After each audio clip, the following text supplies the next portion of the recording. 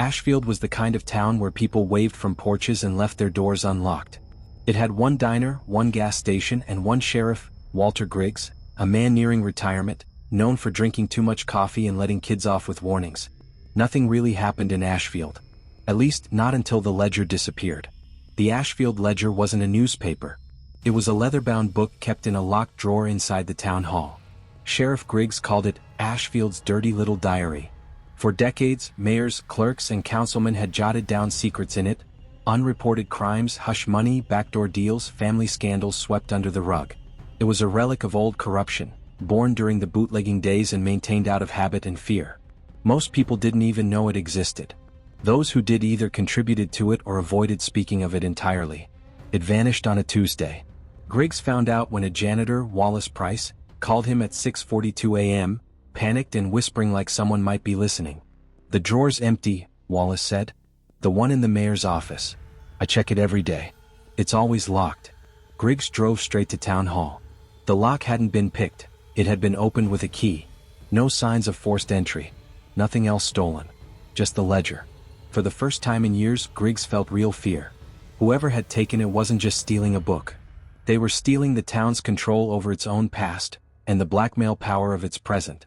The ledger had buried sins. If it saw daylight, careers would end, families would collapse, and someone might even kill to stop it. Griggs quietly began asking questions. Only 6 people had keys to that drawer: the mayor, the town clerk, 2 council members, the janitor, and himself. Mayor Donna Wilkins, in office for 11 years, claimed she hadn't touched the drawer in weeks. Town clerk Ellen Barrow said she hadn't been inside since tax season.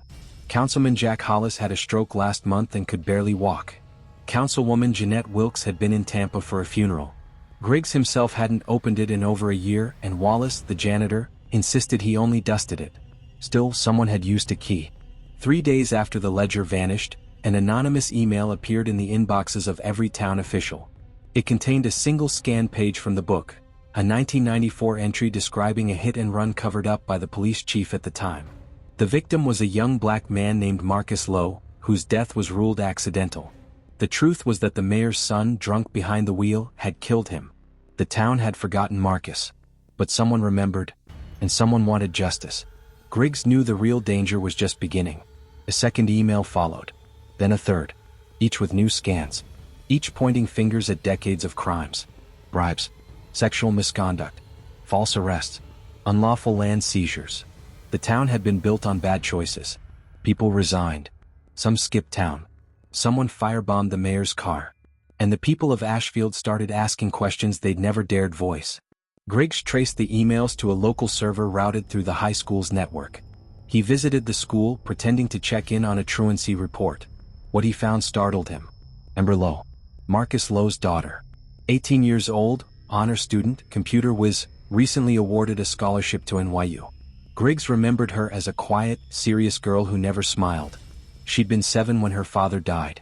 Her mother had moved to Atlanta shortly after, but Amber returned at 16 to finish school in the town that buried her father's memory. He asked her some gentle questions. She gave polite answers. But Griggs saw it, the glint in her eye. She knew something. That night, someone broke into his office. They didn't steal anything, but they left behind a USB drive on his desk. It contained the full ledger. Scanned. Digitized. Indexed. Griggs poured coffee and read it cover to cover. There were names he knew. His own was among them. Griggs failed to report a shooting involving his cousin. Buried the evidence. Said it was a hunting accident. He stared at that line for a long time. Later that morning, a final email went out. It wasn't a leak. It was a manifesto. Amber, though she never signed her name, had written an open letter to the town. She spoke of her father, of the truth hidden in that book, of the cancer that grew when people let the past stay buried. She didn't call for violence. She called for reckoning. The ledger was uploaded to a public server. National media picked it up within days. Ashfield unraveled. Mayor Wilkins resigned, then fled to Mexico. The town clerk was found dead in her home, apparent suicide. 3 lawsuits were filed. Then 5. Then 11. The state opened a formal investigation into the Ashfield government. The FBI arrived in black SUVs. Griggs did what he thought was the only honorable thing left. He retired. He left a box on his desk. In it was his badge, his service revolver, and a note that read, Sometimes the truth isn't what burns a town down. It's what finally lets it breathe. Amber Lowe never claimed credit for what she did. She vanished the day the last email went out. Rumor had it she moved to New York and started a podcast about small-town corruption. Others say she changed her name and went underground. But in Ashfield, people still talk about her in hushed tones. They call her the girl with the ledger. And every once in a while, a new town gets an anonymous email. A page from a book. A secret no one thought would ever surface.